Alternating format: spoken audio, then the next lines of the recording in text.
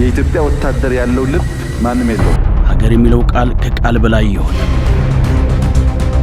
አንድያ ነፍስ ያለምንም ስስት የሚሰጣት ኢትዮጵያ እንደዚህ አይነት ተዋጊ ያላት እንዴ? ኢትዮጵያ የምትባል ሀገር ይዘቷን ግለቷን ጠብቃ መኖር መቻላል። አውቃለሁ ብሎ ዳላ አይደለም። የሱ ዕውቀት በጣም የላቀ ነው። በውትድርና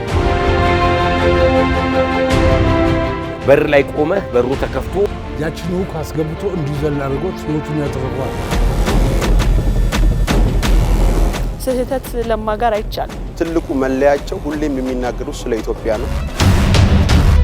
ለራሱ ምንም ነገር አያወራም። በቃ ስለ ውትድርና ነው። ሰራዊት ሆነ የሄደ ሰው አያሳፍርም። እግዚአብሔር እንዲህ ያለውን ልጅ የሰጠኝ አመሰግነዋለሁ። እኔ ሳሰለጥን ወታደር እንዲሆን አድርጌ ነው። ትልቁ የለማ ኳሊቲ ደግሞ በአገር ጉዳይ ላይ ምንም ድርድር